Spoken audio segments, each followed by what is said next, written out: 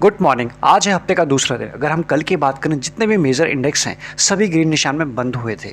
अगर हम बात करें निफ्टी की जो क्लोजिंग हुई है 18477 के आसपास हुई थी। ऊपर के लेवल से थोड़ा सा नीचे क्लोजिंग हुई थी। ऊपर से हमें कुछ प्रॉफिट बुकिंग भी दिखी थी और जो क्लोज हुआ था निफ्टी बिल्कुल डे लो के आसपास हुआ था। एंड उसके बाद अगर हम बात करें, ग्लोबल मार्केट भी कल के दिन वीक थे।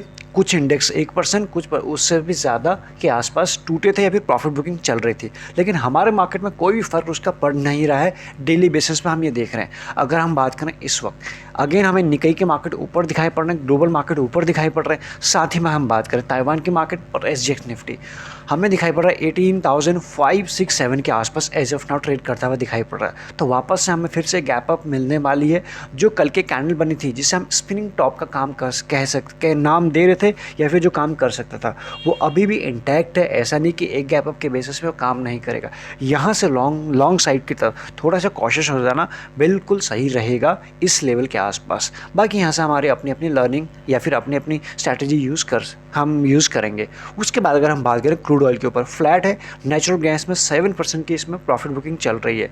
Gold flat and silver flat दिखाई पड़ रहा है एज ऑफ नाउ। सिल्वर में हमने कल के दिन अच्छी तेज़ी देखी थी, उसके बाद आज के दिन हल्की सी इसमें प्रॉफिट बुकिंग है।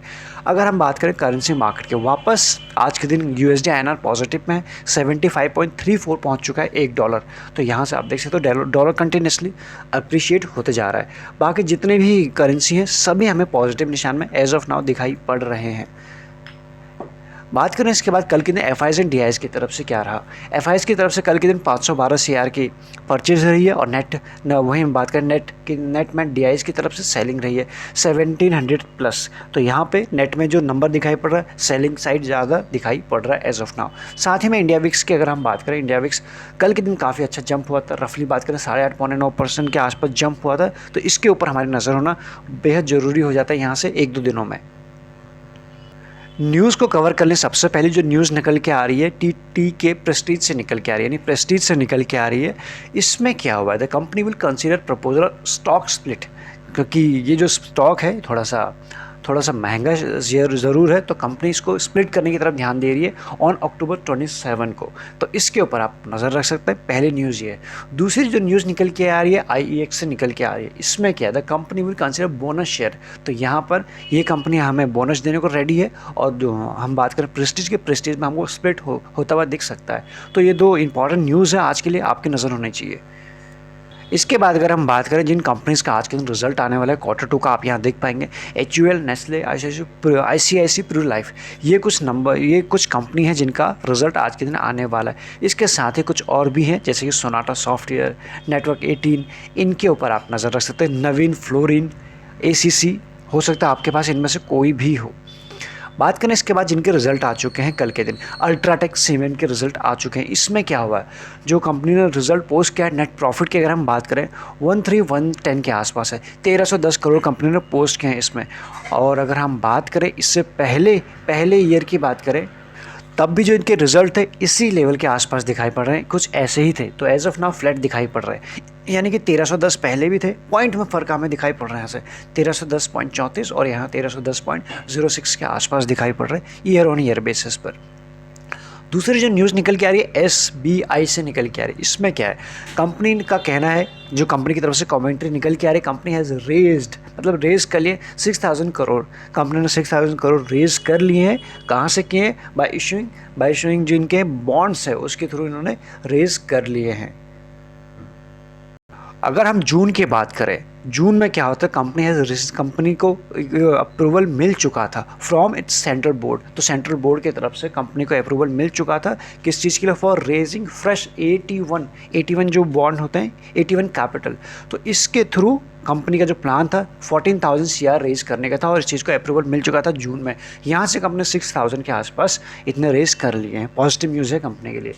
बात करें अडानी पोर्ट्स के लिए क्या न्यूज़ निकल के आ रही है, इसके भी कुछ ऐसी न्यूज़ है। कंपनी का कहना है कंपनी हैज़ रेज्ड, इन्होंने भी रेज कर लिया 1,000 crore by allotment of security, redeemable and non convertible NCD, जिसे हम बोलते हैं डिवेंचर्स। तो इसके थ्रू कंपनी ने 1,000 CR रेज कर लिए। तो इसके लिए भी एक पॉजिटिव न्यूज़ हो जाती है।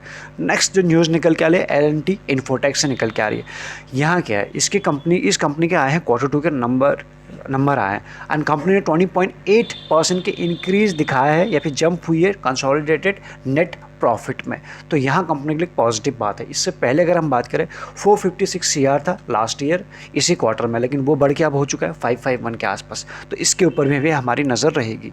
इसके बाद रूट मोबाइल के ऊपर न्यूज़ निकल के आ रही है। इसमें क्या कंपनी ने 28% की जंप दिखाई है अपने कंसोलिडेटेड नेट प्रॉफिट में। उसके बाद जो नंबर हुए हैं 42 सीआर के आसपास। अगर हम एक साल पहले की बात करें इसी क्वार्टर में, उस वक्त कंपनी के जो नंबर थे 32.72 सीआर कंपनी ने दिखाए थे इस क्वार्टर में, लेकिन वहाँ से हमें जंप होते हुए दिखाई पड़ रही है। तो इसलिए ये शेयर भी आज के दिन प्राइम फोकस में हमारे डेफिनेटली होना ही चाहिए। बाकी मार्केट की अगर बात कर लें, समराइज़ कर दें तो 500 अगर 18,500 की बात करें, मैक्सिमम पेन यहीं पे है। ये ब्रेक होता क्योंकि यहाँ पे सबसे ज़्यादा ओआई इंटरेस्ट बना हुआ है both the side, call side में भी पुट साइड में भी। तो ये जिस भी डायरेक्शन को ब्रेक करेगा उस तरफ को हमें एक अच्छी रैली दिख सकती थी कल के हिसाब से हम देखें। तो आज के दिन हमें यहाँ पे कुछ अच्छी शॉर्ट कवरिंग होते हुए दिखाई पड़े। तो ऐसे में 600 एंड 625 तक के लेवल हमें दिखाई पड़ सकते हैं, यानी 18,600 18,625 तक के लेवल भी हमें दिखाई पड़ सकते हैं। इन लेवल के ऊपर हमारी नज़र होना ज़रूरी है।